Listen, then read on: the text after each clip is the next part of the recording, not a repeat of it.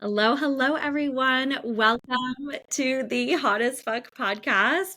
I am so excited. We have another fabulous guest on today. My guest today is Jay Lee, aka the Sales Ninja.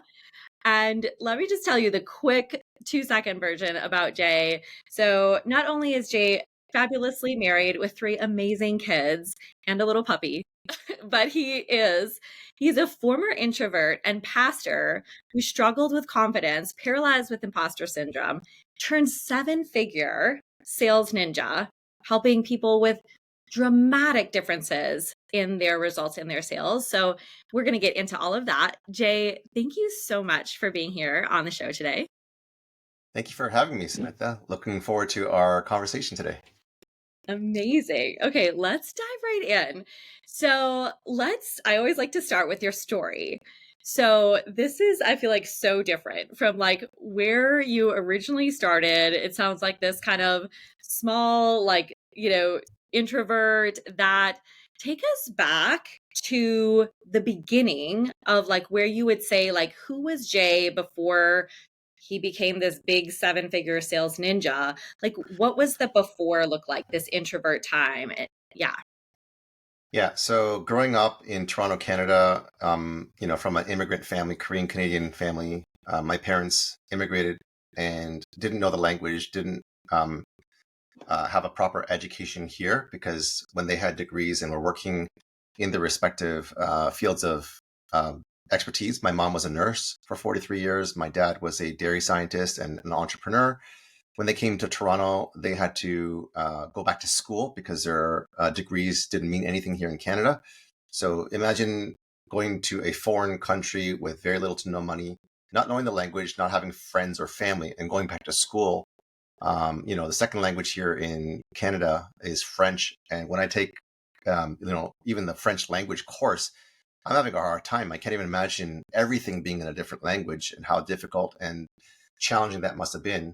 So, needless to say, my parents had multiple jobs, went to school, and struggled financially from the beginning. And three kids were born, three boys. I was the youngest of three boys, and I think that's how I easily became a very shy person, an extreme introvert, because in a family of we had six, because my grandmother, my mom's mom, also lived with us in this tiny little three-bedroom house because we couldn't afford more than that. I was very much sheltered. I was the youngest of three boys, so my older brothers and everyone else was able to kind of like do all the speaking. So I was just kind of like this quiet, shy kid. In school, in elementary school, had the opportunity to get recognized by the teachers, I guess in a gifted test, to skip a grade. My mom prevented me from skipping two grades because she didn't want me to get too far ahead of my older brother because I would have been a year ahead of him at this time. And that wasn't really a good idea. So she was smart in doing that. But in that moment, we were actually in the same split grade. And I think that did a number on him. And I feel, bad now, but I didn't realize then, kind of just like trying to excel, trying to really get ahead. I'm the kind of person, even though I was quiet, I just wanted to forge ahead.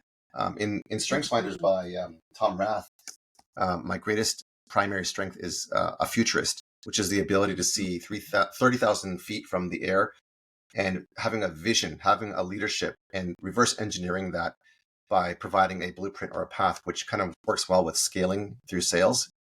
That's going to be the foreshadow of greater things to come. But being very shy, I didn't have a voice. I really struggled with my identity. I had imposter syndrome. I had scarcity, poverty mindset, limiting beliefs. I mean, you name it. I had all that. So basically, when we grew up in the East End of Toronto, long story shorter, through some racial discrimination, we weren't really wanted in the neighborhood. My parents' car got torched. Someone lit it on fire.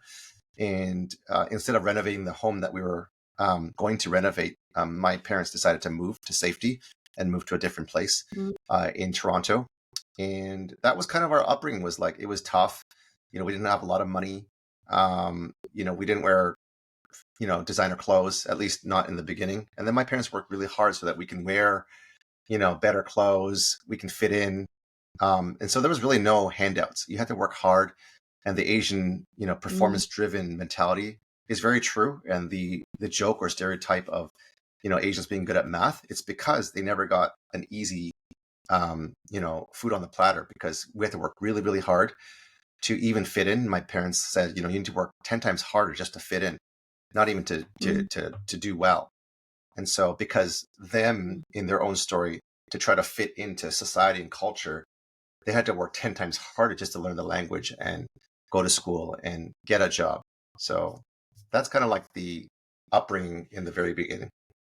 yeah. Oh my gosh. Thank you for sharing all of that, Jay. That's like, I feel like super powerful and insightful for people to hear when we know, like, especially these days, we see on the Instagram the latest and greatest. We're all just looking at those first 3 to 6 posts. We see all the, flashy things you've done in these last few 5, 10 years. Like, and so, but to know, hold on a second here, like that was your upbringing, that this wasn't just your natural, oh, you just were like this, and then boom, here you go.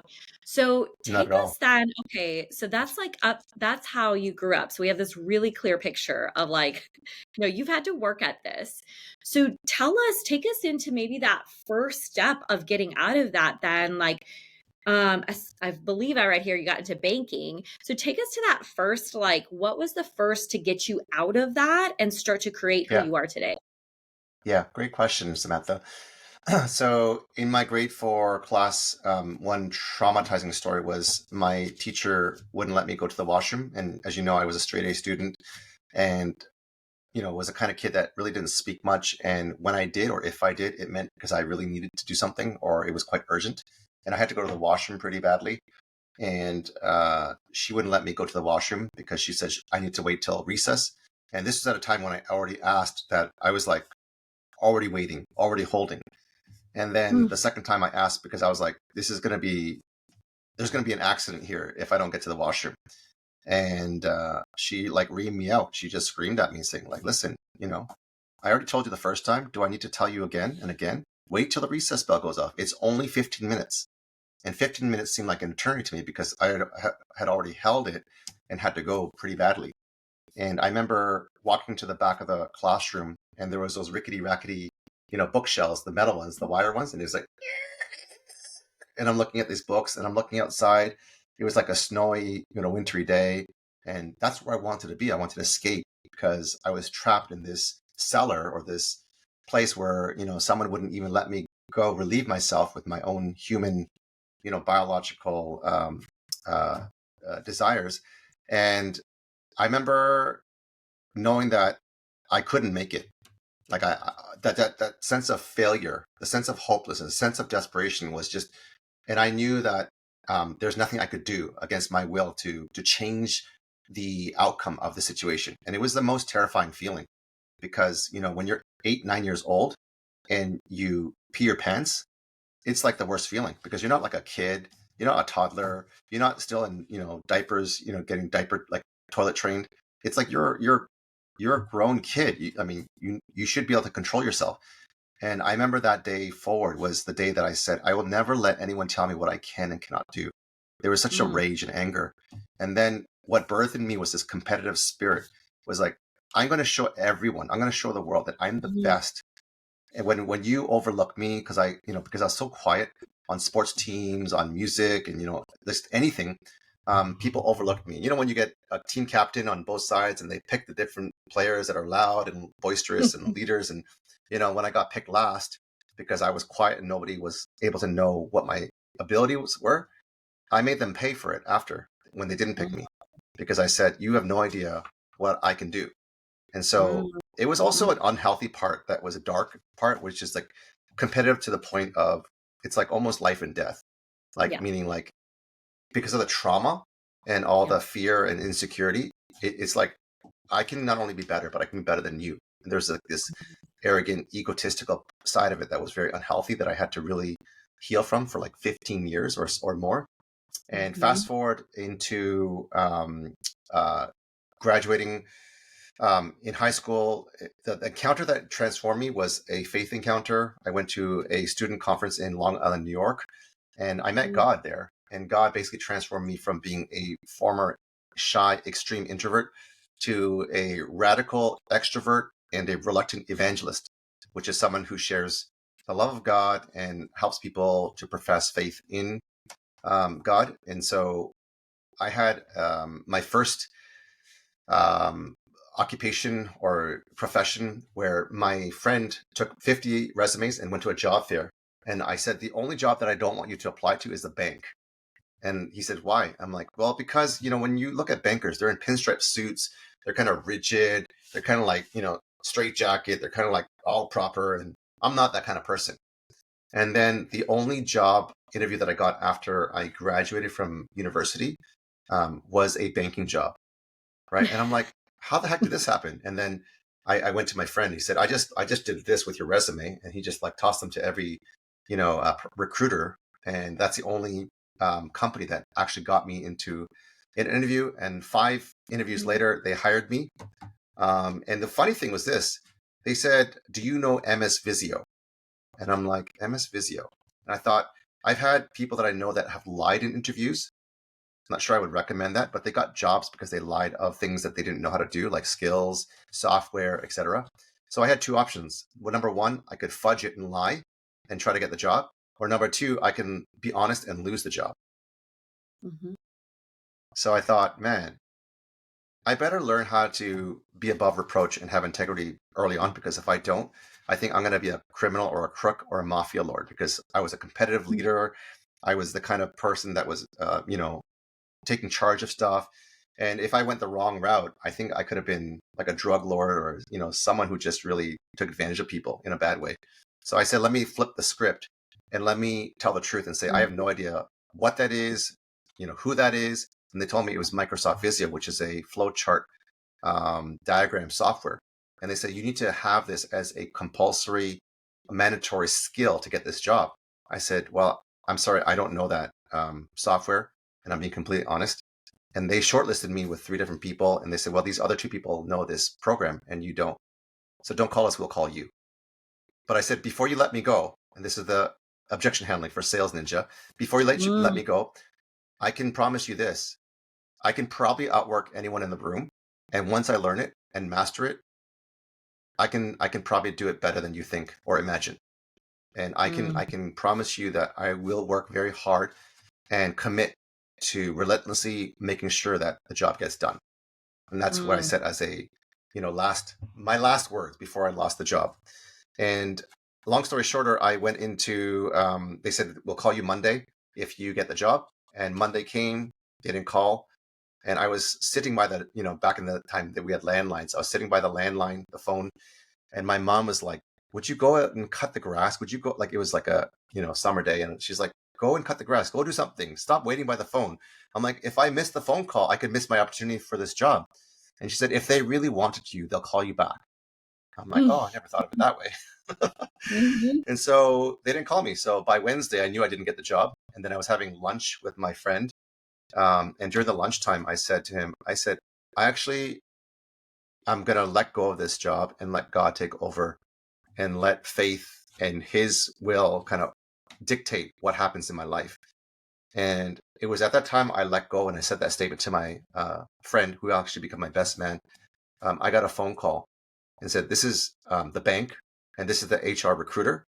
We want to welcome you because you've been hired. And I'm like, at that moment that I let go, at that moment that I said, I'm going to just let God just, lead my life, and I'm going to stop living my own life and taking that steering wheel and control, and I'm going to let him control my life. And it's at that point that I let go and let God take over my life that started my banking career. So I did that for 5 years and helped launch one of the most successful reward miles card in the nation. Mm. Oh, okay. I want to pause here for a second because that was so juicy and so much. There's a couple things that you said there that just really stood out to me that I just want to like point out for everybody, like key in on. That first story you shared, which thank you for sharing that. That is like so powerful. That was a pivotal, I felt Yeah. that like emotion Yeah. from Yeah. that. And my son just turned 9 yesterday, Oh Jay. my So gosh. like Same age. Yeah.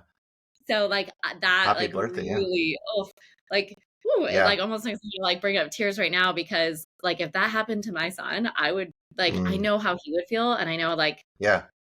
yeah, I just like we can all relate like when you have a kid and like my kid is literally that age. Yeah, yeah, um yeah. What would you do to the teacher if they didn't let your son do that? ooh, don't I don't want to say that out Don't loud. even get me started. Yeah, yeah, yeah. I have very big mama bear like I've said I things on bet. the playground with kids where I'm like, no, we are not pushing kids down this slide and you will not touch Good for my you. like Good for you. I love that. yeah, that doesn't fly in my world. And they need, if their parents are going to teach a lesson, I for sure will. An adult or a kid, I don't care. Um, Yeah, but I I love love that. that because what I took away from hearing that though was turning our challenges and our traumas, our challenges, those into our advantage. It's not just our part of our story, but it's also you turn that on its head and said, watch me. I will Mm, never not speak up again. So hmm I feel like for anybody listening, whatever that's, we all have one of those stories, I feel like, or multiple of those stories. And it's like, okay, how do you take that and make that your advantage to say, watch me for any of mm, us? hmm Um, So and good. I love that. And you said a thought there, you have no idea what I can do. And like if Mm, we all just took that, no matter what our circumstances were, but I can't about this and all the limitations are and it's like, no, you have no idea what I can do. Like to do mm, that instead. Um, and then this may seem like a small thing that somebody might not catch, and but it stands out to me because it's not just you. I've heard this from multiple people. I've experienced it. But when you said you went to this faith conference, and that was like another pivotal moment where yeah, you got on God yeah. and and I think what I want people to hear from that too is like, listen, I love my house and my home, but when we're just like in our own little bubble, doing the same things we do, going to pick up the kids, staying in our like doing the calls at home, you've got to get out of your current Mm, environment, your current things you're doing on the day to day, and get to an event. Get to I don't care if it's a conference locally, if it's the one in New York, wherever, but you've got to get out of your own day to day circumstances to break and have the opportunity to even find God, find your new career, find a coach like yourself. Like we need to get out of that. And so I feel like events are so good for that. So I just really want to like call that out, getting out of our own like habits and that day to day. And then I had one more thing that came up. The resumes when you were like, just 58 resumes, just handing them all out. And this is so good because this is literally like sales too, which we'll get to all of that stuff. But it's like in life, like it's not just like I think so many times we just want to be like, well, give me the answer. What's the exact steps and trajectory? And like I've already done all the things. I've tried all the sales calls and tactics. I've called all the people. I've tried all the weight loss things. And it's like, no, like you got one callback out of 58 resumes. Like, and even then it took a few steps. So I just want people to be like, yeah, you guys, it takes a lot more than we think. And that's okay because then boop, the magic moment came from that one opportunity when you let go the opportunity came in. So keep putting the things out there. Keep trying. Um okay. I that was like my takeaways from that. That was Okay, precious. That was so good. you get this banking job. You do incredible things there for these 5 years. Take us from there. What happens from there? What gets you to becoming a pastor next?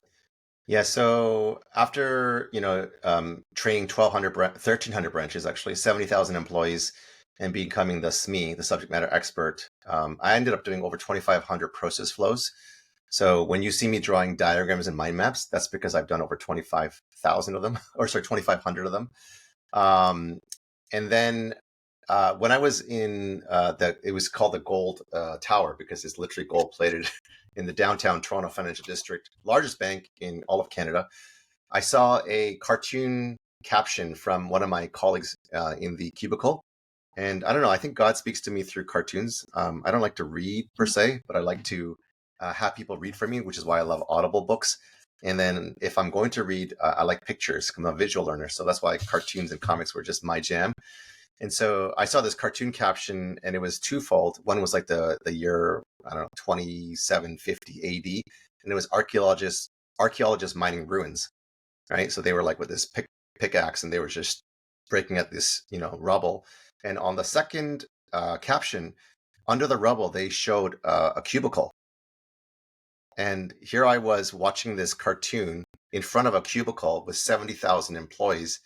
And I thought, we're all in a rat race here.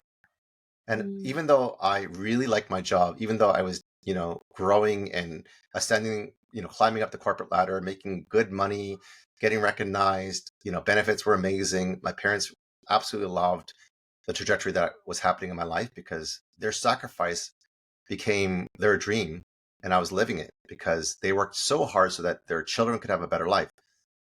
And then it dawned on me and I felt like God was speaking to me saying, I have something in store for you that's different. I don't know if it was better or bigger because I don't look at becoming a pastor as bigger and better, at least not at that time. I thought of it as a move backwards or undoing my parents' work because, some people say going into pastoral preaching ministry is like a vow to poverty, which is what my parents came from, right? So why would I do that and undo their work and their sacrifice because that would be dishonoring? But I could not deny the call of God on my life. And I wrestled and I was kicking and screaming because, I was doing such I enjoyed the corporate life and I was making good money.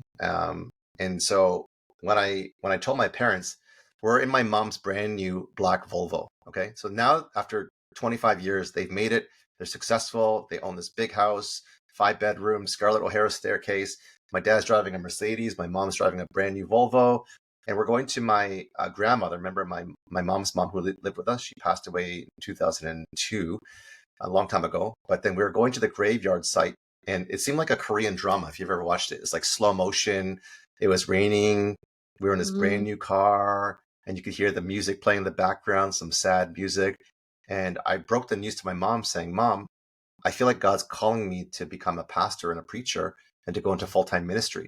And knowing well that that's not what she wanted to hear as we're going to my grandmother's gravesite.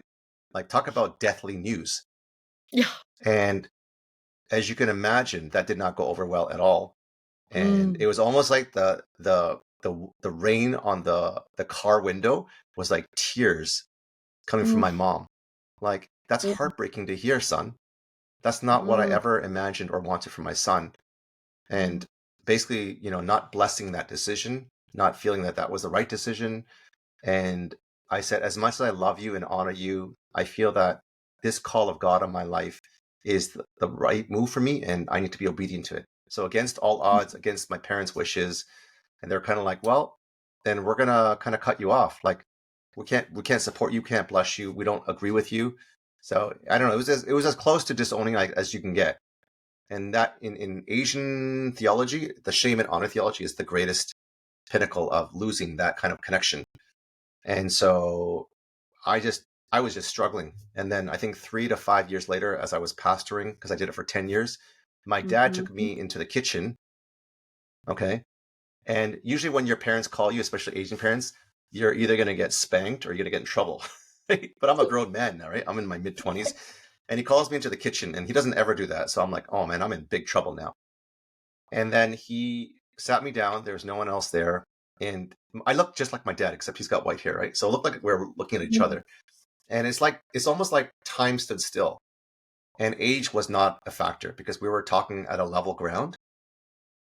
And he was saying basically something to the degree of, I've been watching you for the last, 3 to 5 years in your pastoral ministry and the way that you've been caring for people's hearts, the way that you've been loving them, and the way that you've been serving mm, them, the way that you've been, it's not about money clearly, because, there's not much money there.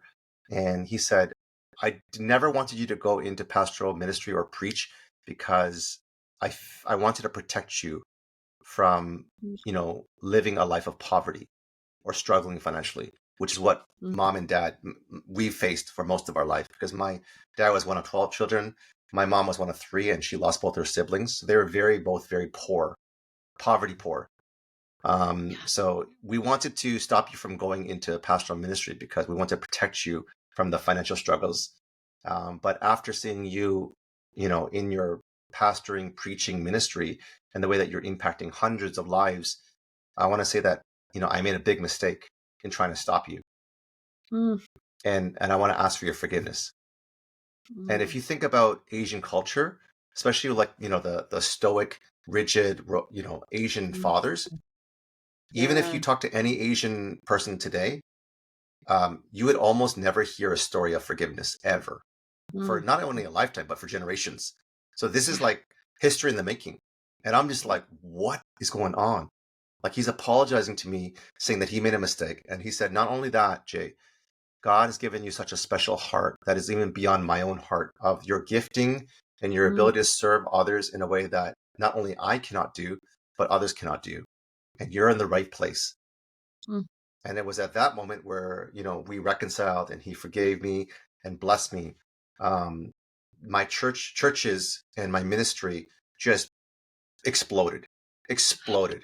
We went from like 100 people to like 850 in 3.5 years. We went from, a couple hundred people coming to faith to over 10,000 people coming to faith. We went from one church to 10 churches. mm. Like it was like, talk about scaling. Ooh, oh my gosh. Okay, that makes me want to ask, what happened? What do you think happened there? What was the difference? Because you were 3 to 5 years, 100 people, and that, and then this, your dad comes to you to share this and forgive you. And what happens to you? What's the emotion, or what allowed you then to then create what you did after that conversation? It's a great question. There's two verses in scriptures that I believe kind of affirm this action of affirmation. One of them is in Ephesians chapter 4. Where is it? Where it talks about the unity of the Spirit. And it basically talks about when you have unity, unit meaning you're all in one. It says, let me see. Okay, Mm, so when we reach the unity in the faith and knowledge of the Son of God and become mature, attain to the whole measure of the fullness of Christ, we will no longer be infants tossed back and forth by the waves, blown here and there by every wind, by teaching and by the cunning of craftiness of people in their deceitful scheming.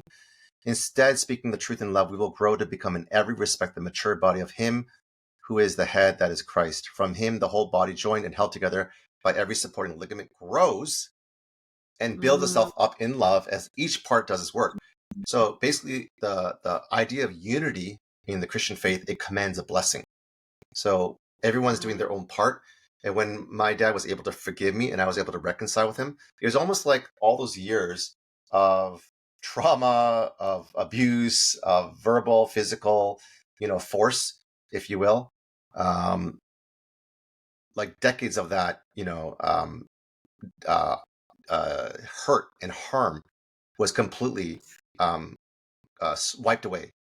And that mm, was the very thing that was keeping me from my true identity, my true destination, what I was capable of doing. Because there's a saying that says we look at God the Father in the way that we view our earthly fathers, and that could be good or bad, because that's the only lens that we can see. So some of you guys here listening to the podcast or the replay have had terrible fathers or fathers that have left you or abandoned you.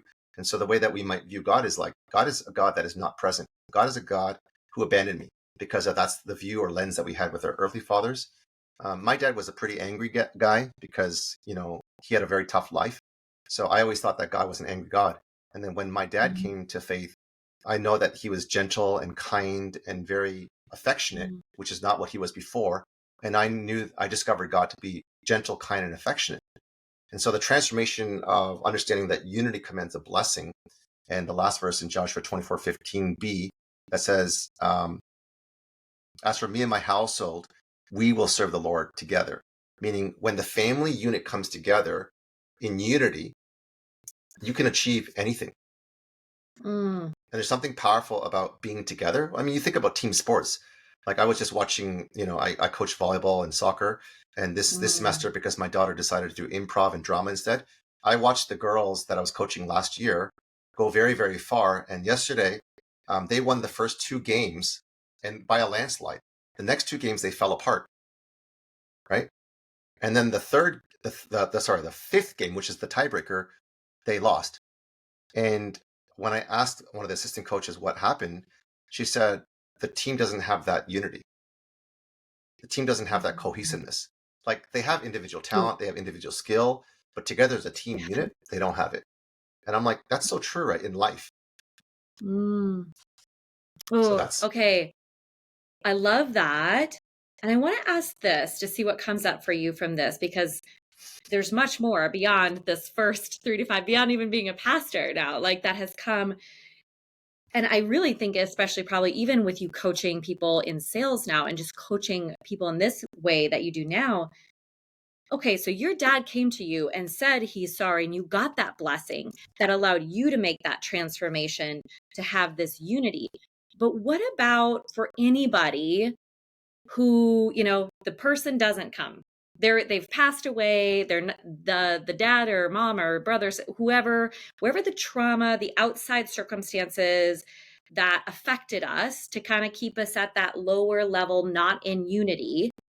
What could somebody do? What would allow us to to get that unity, regardless of like external circumstances or people? It's a great question. So if you had someone that traumatized you or abused you and they were not able to, apologize or repent or say that they're sorry, then you're kind of, a lot of people live with this kind of like trauma for the rest of their lives and it affects them and their identity. There's something that, when I was a pastor, we called identificational repentance. And let me just back it up by saying a lot of times when I do coaching and mindset matters and mindset determines everything, if that makes sense, because it tells our heart and our mind what our hands and our feet can do, right? And if we're paralyzed in our mind, in our Mhm. heart, in our brain, we cannot do anything. That's why the paralysis by analysis, that's why that perfection mentality prevents us from actually launching the the calling that God has gifted in our lives. So what can we do? When we talk about identificational statements, a lot of us, including myself, have fallen into the pit or the trap of saying, I suck at sales, or I'm not a good person, Mm, or I'm horrible at building relationships, right? These are called identificational statements, meaning I identify and put myself into a box by saying, I'm no good at sales. I'm not a good relationship builder. I'm a terrible spouse or husband, or, I suck at marketing, right? These are like we're actually saying this is our identity. But instead of saying that, what I would recommend doing is changing the vernacular from identificational statements to these are just statements, meaning this is what happened. These are circumstantial statements. For example, instead of saying I suck at sales, last month was a tough month. I didn't do well in sales as I hoped to. So there's a difference between I suck at sales and we're going to believe what we hear because faith comes from hearing, right? And actually in the mm, Bible, it says faith comes from hearing. So you can either hear what God says and who you are, or you can hear yourself or what other people tell you you are. So when we're younger, that's why it's such a very pivotal role for role models and teachers to not, um, you know, uh, flatten people's um, identity by telling them you're a loser or you'll never amount to much or you're an idiot and other bad words, right? Because once they get that, they play that back over and over and over again in dark times, in lonely times, in depressed times, in grieving times, and they take those identificational statements and they become true because they believe it to be true. You and I believe it to be true. But instead of saying I suck at sales, you can say, you know what, I didn't get to close that sale last month, or my sales this quarter was not as good as it should be. So how can I change that? Or if someone says you're never going to amount to much and you're not going to ever be a good speaker, I'm like, yeah, so I'm not a great speaker yet, but what can I do to become better? Or I'm not a good soccer player or basketball player, or I'm on the second string on my volleyball team, but what can I do to get better every single day? If I try to do mm. 800 pogo jumps to increase my vertical every single day, I think within a month, I should be able to jump and smash that ball and probably be the best hitter on the team. Yeah. So we take those identification statements, we take them, we burn them in the fire, throw them in the trash and say, that's not who I am. And like I said, you can't tell me who I am. Let me tell you who I am and what I can do by showing you. Yeah. So good. Okay, so good. I love that. Oh, mindset, it truly is. It truly is. That just makes me And one think more too, you thought. guys. Please do. Please do. We need to forgive ourselves and love ourselves enough because we Mm, are our harshest critic.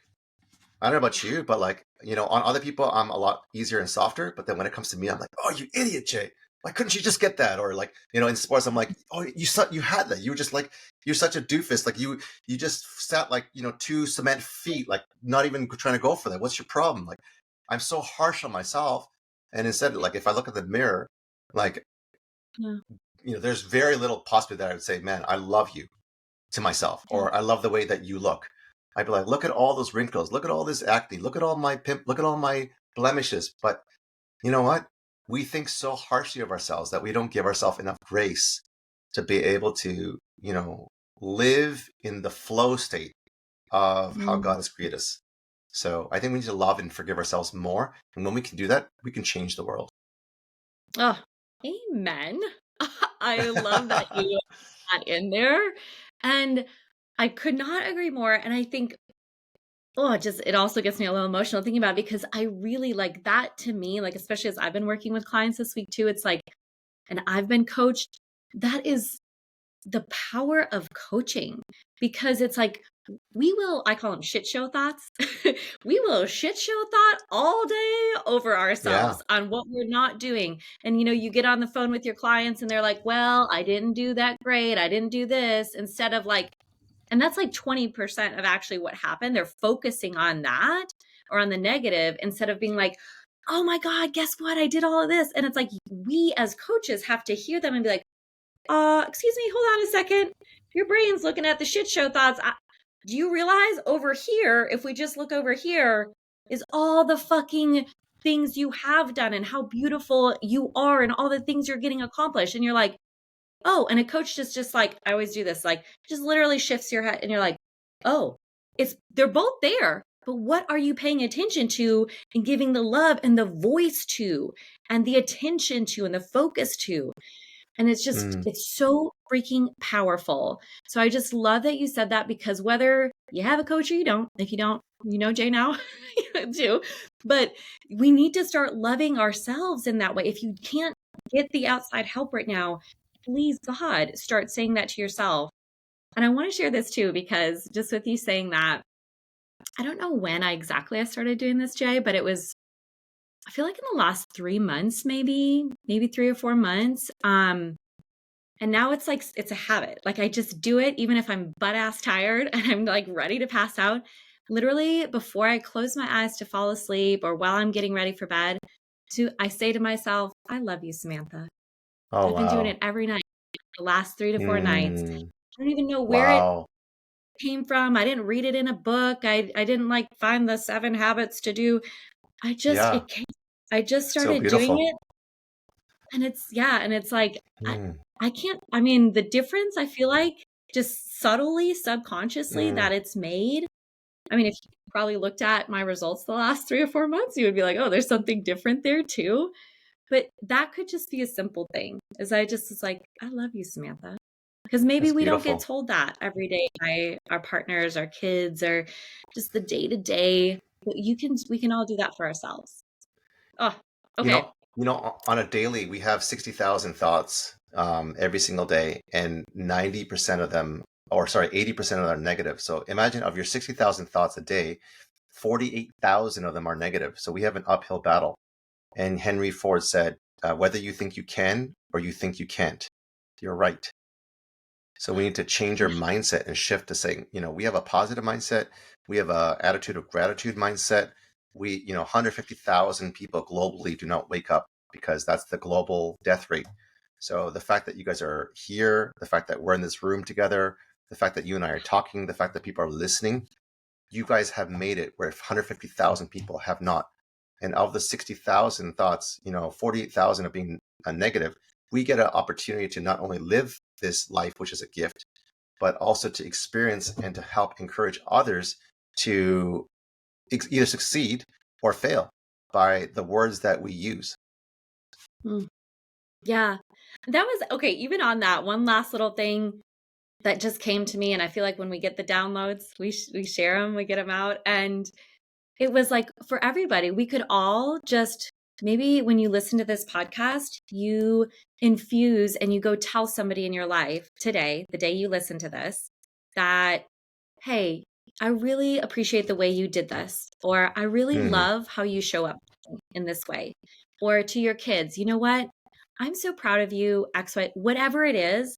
Or I like to do this to like baristas and like waitresses. Like, I feel like I have these visions, not everybody, but like when I see somebody and there's a pull of like, you're not meant for this, you're meant for Hmm. something more. Yeah, yeah, yeah. And I like to strike up like conversations with them. And and then they'll kind of tell me something and I'm like, you could do that, you know?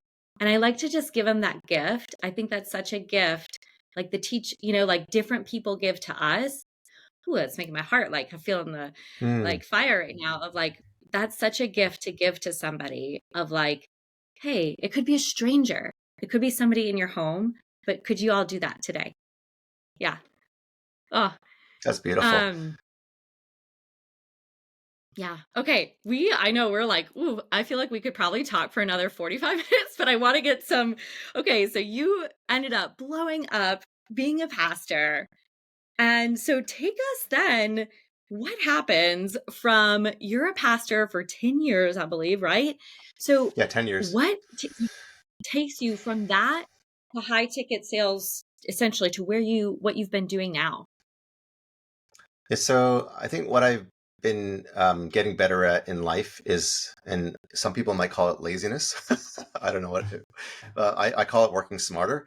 Is I always thought of ways in anything that I do to try to work myself out of a job. Okay, so that's Mm, why in sports growing up, I was a captain pretty much of every team I was a part of.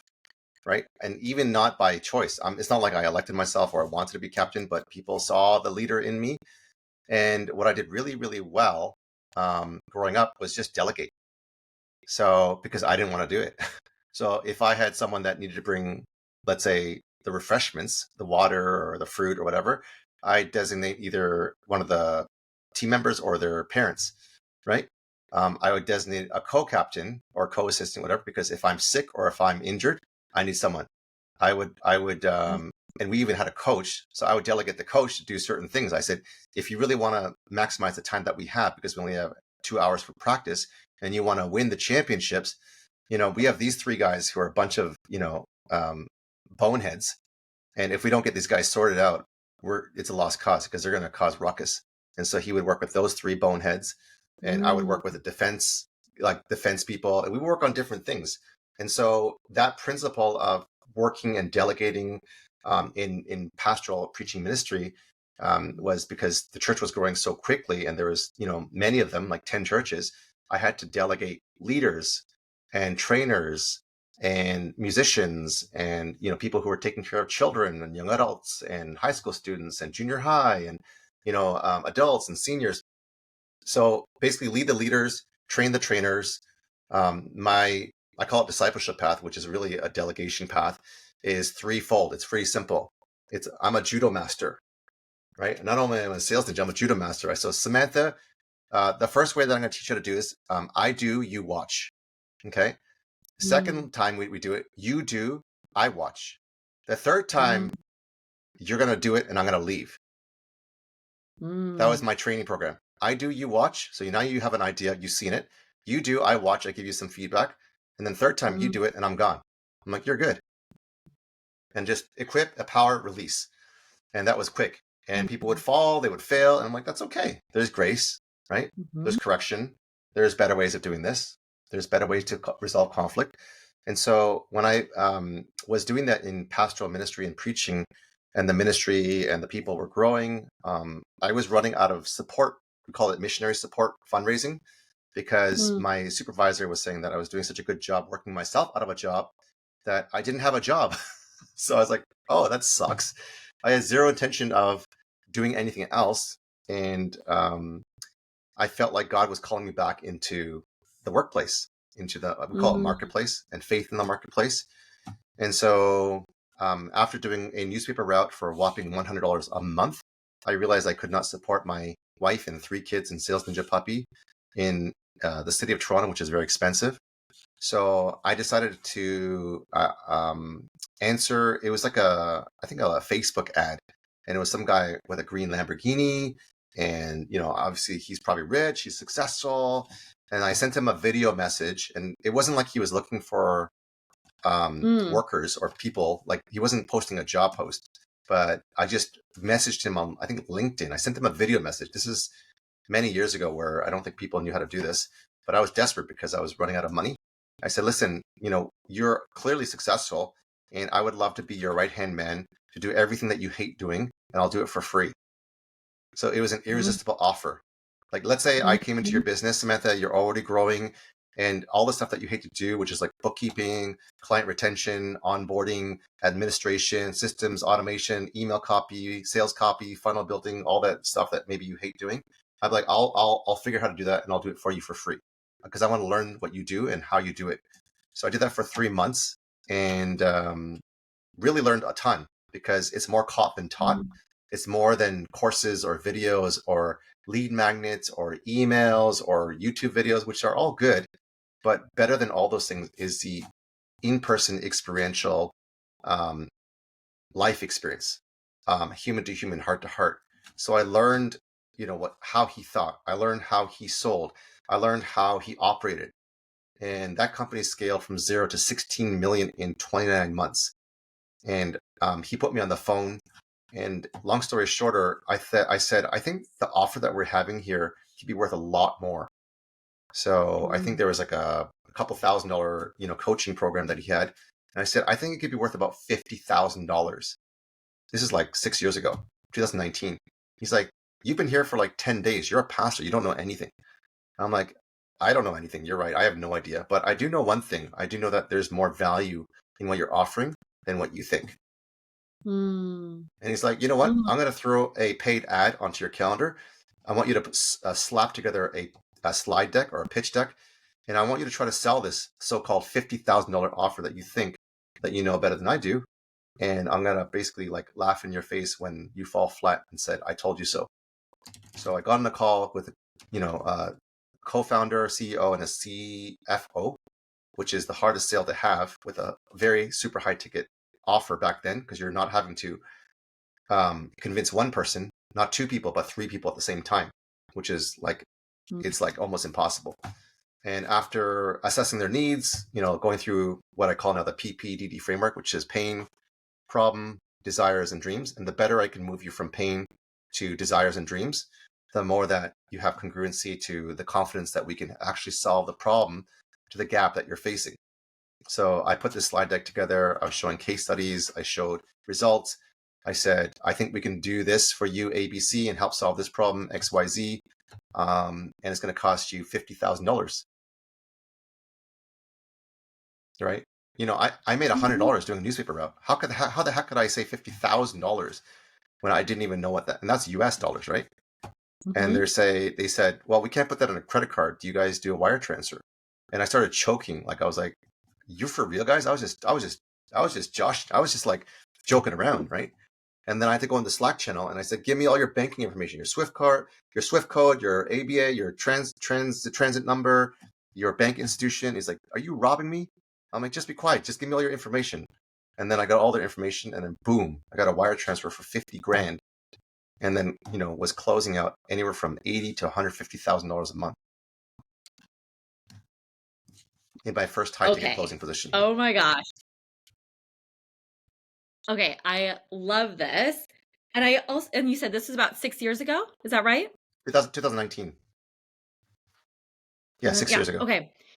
I asked that too specifically because a couple things here, like if you guys, Jay has obviously transformed from changed careers, changed paths. Already we see that and been very successful in all of them. So I just like even want to point this out that like whatever age you are, whatever you're doing right now, if you get the call, want to answer the call. Like it's for you for a reason. And it's okay to shift and change. I'm in this very big transitional time for myself too, But I think so many times we just get stuck in this like safe, comfortable space and zone and doing the things. And a lot of people aren't that good at answering the call these days because of that. Or they're like, Hmm. they're the fear, the limiting beliefs. Yeah, fear So for just, sure. you're such an example of like, you guys answer the call, say yes. And it, even if it feels like crazy, like you pastor to high ticket sales. And I just love you sharing that, how the high ticket sales journey came. Again, feels very much like a God moment where it was like, and we all have these, by the way, y'all listening. I don't care if it's like God, spirit, whatever you want to call it, but that we all have these. The fact that you saw that Facebook ad with that guy, that in the green, something there Hmm. compelled you to reach out to him and do a video about it. Like, Yeah, and every one of us, I think we have these ideas and these moments or these things. Are you saying yes to them? Do yeah, not so good. dismiss, So do good. not dismiss the gift of when you see the thing. I do this all the time. Where like even you, that's how we can. I mean, I know you're in Jillian's world, but like, I DM people. I listen to a podcast. I think I listened to you and Jillian's podcast, and I was like, oh, stop. Oh I yeah, gotta. yeah, that's right. That's right. Yeah, I, yeah. and I DM'd you, and I do this all the time because I'm like, I got the ping. I was like, hold, I something. Mm, There's a connection yeah. here. And look at us now. That's powerful that you are answering the call. And you're a great example of seizing carpe diem, seizing the opportunity, seizing the moment, and hearing the call and heeding the call. Because there's a difference between hearing it and not doing anything with it, it's a missed opportunity. I call it a Yeah. missed God moment, which is massive. And for you to take those opportunities and to see where it goes. Powerful. So, so powerful. And even there, the trickle effect that then happened after that was you come in, no experience. Like you write the mate, you do the video. Okay, the guy says yes. You have no experience, yet you dive in. So, like, so many people are scared. They don't have the experience. They're not the certified or master degreed. And it's like, fuck that, you guys. Stop. You like, you don't need the experience, just do. And then you had this beautiful idea. You saw the value more, and that's all of us. If you came Hmm. into my business or in anything, you would probably, oh, boop, boop, boop, boop. If I came into somebody's life and they shared it, I'd be like, boop, boop, boop, boop. So we just can't see our own value, I feel like, as much as someone else can. So that's so powerful. Why, when you have somebody from the outside, AKA a coach, to do that. And then I just love like the boldness that you took there. Again, the trickle effect. You did not, you kept true to your word from 9 years old. You spoke the fuck up and you said, Hmm. hey, I think this is worth this much. Guy says, all right, go for it.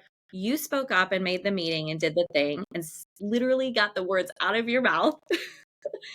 And Very you had difficult, but no, yeah. like, you weren't like, I don't know if this is good for that. And like, No one ever I sold just, it. No one it's ever so offered it. powerful to be like,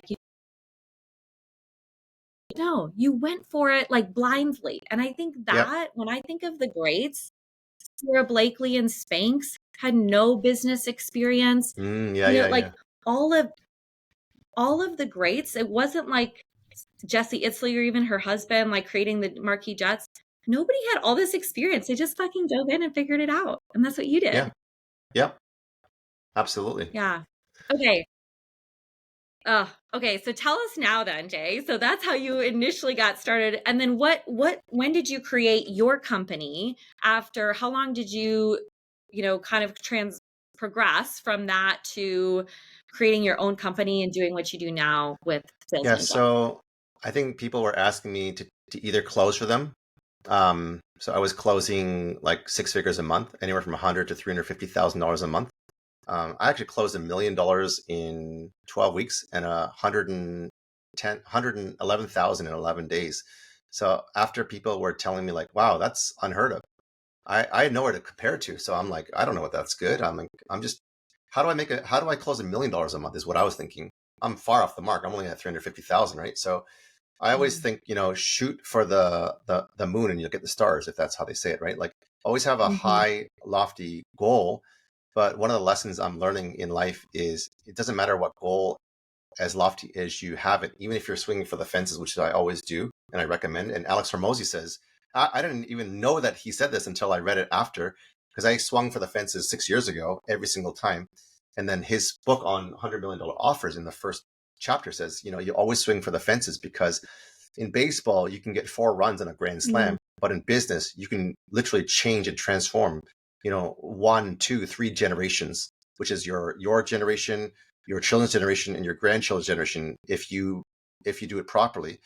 Um, so the idea of status quo was never something that I had in my mind. It's always like, how do you go over and beyond in everything that you do? How do you like this? mm, His business was not my business, but I treated it like it was my business. And if it were my business and I really cared, then I would one-on-one speak up versus like staying mhm, quiet and just like listening. And I think, unfortunately, the traditional education system has taught us how to listen and just kind of shut up and just follow the rules.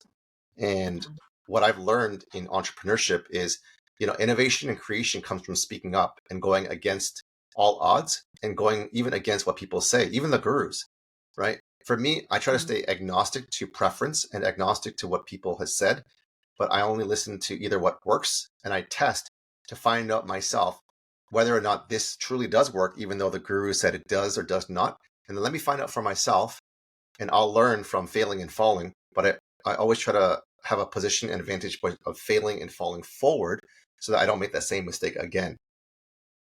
mhm. Mm. Yeah, okay, I love that. Speaking up, I made that note. I was like, we all need to speak up some more here this year, this time. I want to ask this about the sales because you did these incredible things then. I mean, you did and have still been doing these incredible things in sales. What do you think is different about you and how you are able to close these sales or do sales that's different than what's out there? Yeah. Sorry, I need to bridge the gap between the points that you mentioned earlier so that the audience is not lost. You asked how do I transition from high ticket closing into what I'm doing now. So I did several years of closing for other coaches and help them Yeah. scale. This one is like that award is 0 to 3 million in 24 months. The other company went from 100K months to $1 million months. The other company before that was 0 to 16 million in 29 months. So I helped grow a lot of companies and coaches. And then after 100 people were asking me to close for them, I was like, I'm only one person. So then I had another 100 people saying, can you teach us how to sell like you do? So now I have 200 people. So after 3.5 years of delay because of imposter syndrome and limiting beliefs, I said, okay, fine. Let me just start my business to prove to everyone that I'm going to fail. That was the mindset. Let me show them that I have nothing to offer. And then launched a 0 to 64K in 30 days, 100K in 100 days. That's what this, bad boy is by Akbar Sheikh. It's a 6-figure trophy on how do you generate 6 figures, which is 100K. And that was done in 100 days.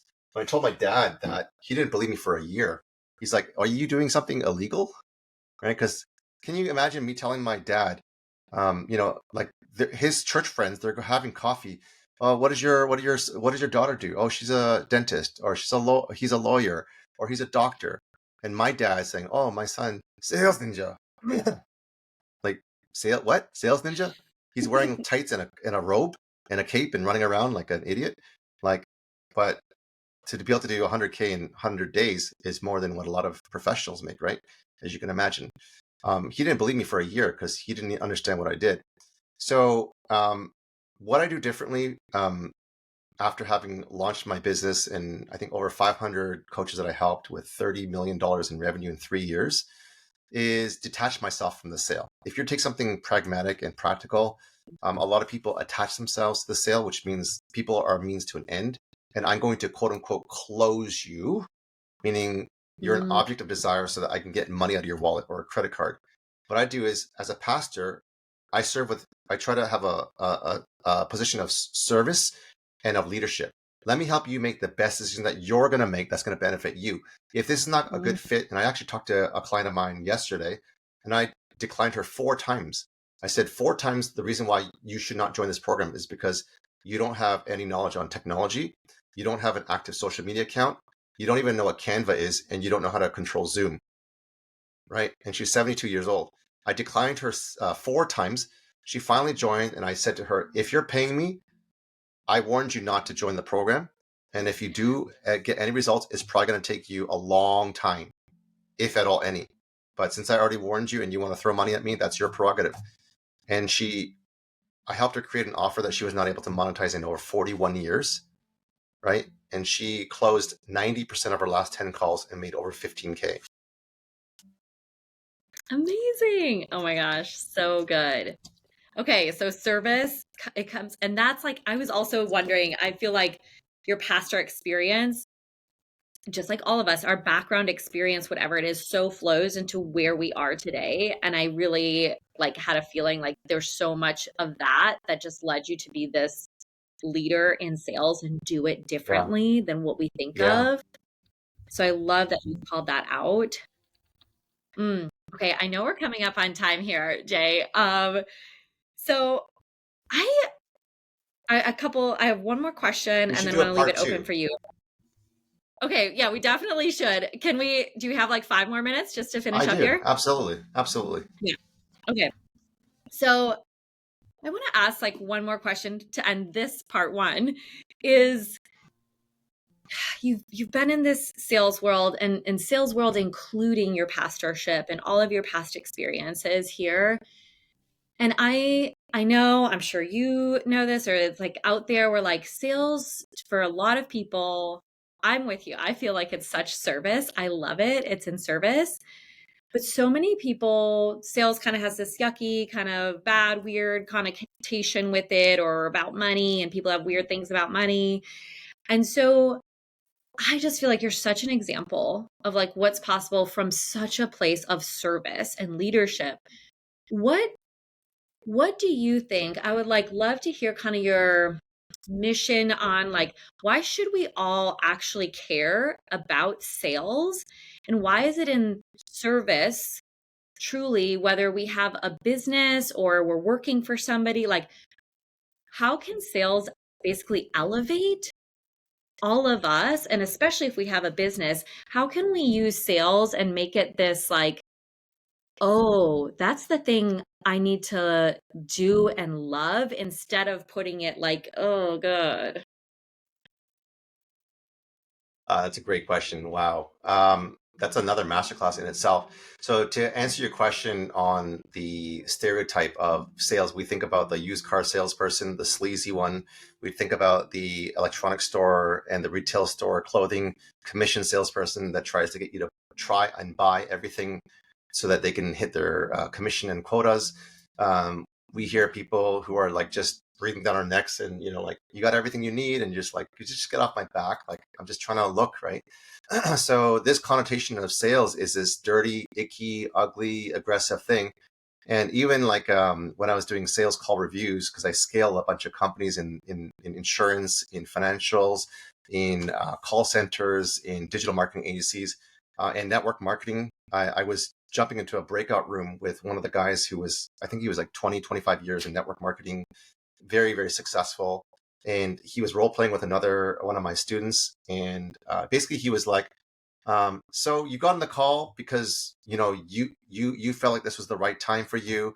So why are we not making this happen? Why are you still on the fence? Are we going to make this happen or not? And I just saw the girl that was in the call that was listening to this guy start to literally physically back up. And then she crossed her arms almost like a defense mechanism. And I jumped into that call and I was like, whoa. I'm like, I didn't say anything, but I was like, I felt like that was really weird the way you said that. That was really aggressive. It was almost forceful. And then she's like, I don't feel comfortable right now. Like it was the initial reaction, knee jerk. And I don't think this is not something that I can do today. And it was like a real role play, not a real situation, but a role play in a safe place. And then after they paused and they were stuck and it didn't happen, I said, where did you learn how to sell like that? He goes, oh, our network marketing sales coach taught us how to, push for the sale and, force the card out of their wallet. I'm like, how do you think that's working for you today? Well, based on the body language I'm seeing, didn't work today. I'm like, nor will it work tomorrow. That is an old tactic that is so worn out, that is so icky, that is not going to help you. So when you say about what is the mission of why we should care about sales and why it is in service and leadership, the analogy I give is sports. So when you think of a baseball and they're pitching the ball, this is from Go Giver's selling book. They're pitching the ball And what they're doing to the batter is they're trying to strike them out, right? So that ends this transaction. It ends the sale because you're trying to strike them or you're trying to close them. But in tennis, we bounce the ball and we go, poof, right? We're serving the ball. And then guess what Mm, you have? You have a rally. You're having a hmm. conversation. So what about this is painful for you? How have you tried to solve this problem? Why do you want to solve this problem? Where have you tried to solve this problem? When do you think you want to get this pain or this problem with lead generation solved, right? So you're asking questions by rallying with them and having a conversation that's actually can be fun, exciting. And really, sales is leadership and sales is serving. And when you can lead people, it's probably one of the most, if not the most important and powerful top 1% skill that you can learn is Mm, sales is actually not just serving and leadership, it's actually communicating. And we are doing sales every day, whether you like it or not, because if you have children, you're always selling, right? And they're selling you, Mom, I want to play, if you have a 9-year-old, Roblox, or I want to play, Fortnite, or I want to eat this candy, or I want to go to this person's party, right? Versus if I, as a parent of 3 kids, and they want to make bad choices, I say, would you, so you have a choice. If you want to play Fortnite, would you like to take the trash out first, or would you like to do the laundry? Which one would you like to do first before you do Fortnite? So now I'm actually telling them, you got to do 2 things before you do the video game. It's just, which one do you want to do first? They don't have a choice. It's just an option of which one do you want to do first. And so we're giving them better choices and better options. If they want to eat like, you know, a pound of sugar, I said, would you like to have the apple or would you like to have the grapes? Right? mm, Not like this sugar candy that you just put down your throat and it's going to cause like all sorts of problems and inflammation, right? And so we have removed all sorts of like junk food and processed foods in our house, and even salt and sugar. If we ever go out to eat or if we go to a party, my kids hate eating junk food because they know that when it goes into the body, because they're so used to like healthy stuff and even, dare I say, bland, because everything mhm, at restaurants are so salty, so sweet, right? So carbonated, like because they're I don't know if you say trained or because they live a lifestyle of health. And the same goes with sales is when you learn how to have better relationships and negotiate and communicate, then you can love and serve the world better and lead them to a better place and better decision that will help transform their lives. And I typically say at the end, if you're going to join my program, I say, Samantha, this one action that you can make today actually won't transform my life. It's not a transaction. I look at it as a relationship, but it could literally transform yours. yeah, Truly, because I've seen it happen yeah, over and over and over and over again. So where do you want to go from here? so good. Oh, so good. Okay, so why don't we share? Okay, because I feel like we're gonna do a part two. Yes. So let's tell everybody right now, though, so you can start to follow Jay and check out what he's got going on. Tell everyone where they can find you, where they can connect with you, about your program, if they want to work with you. Give us those goods now, and then we'll do a part two. Yeah, so one thing that you guys can join, I don't know if I'll put in the chat in their DM, is I have, okay, that's an old link, my bad. So, okay, just I have a link that I want to share with you, which is a Godfather Offer Creation webinar. And maybe in the comments, you guys can register for this free webinar on Friday at 1 p.m. And it's what helped generate 154K for one of my clients in 10 days, which is insane. And she was Alex Hormozzi's former content marketing director. So we talked about mindset today and the idea of identity. And so it wasn't like I gave her a better skill set because she had all those things, but the mindset and Mm, the why behind it was what helped her give the confidence, the identity that, remember when I said with my situation with my dad and my experience with having a poverty mindset, that was holding me back in my pastoral preaching ministry as well as my business career. And once that identity was shattered and I could create a new destiny, a new future, like I said, there is no one who can tell me what I cannot do. and there is no limitation to who I can become. Mm. So really, this Godfather Offer Creation webinar will help you create and craft an offer in your coaching, in your SaaS business, in your digital marketing agency, where you can literally grow and scale and sell like crazy over and over again. So I'll send you that link. I sent you the wrong one in DM, but I'll send you the right one after this call. Amazing. Okay, amazing. Jay, thank you so much for sharing all of this. I love that we're already like, we need to do a part two because this was just like the story part. And so we'll get Yeah, into some right. more juicy sales stuff on part two.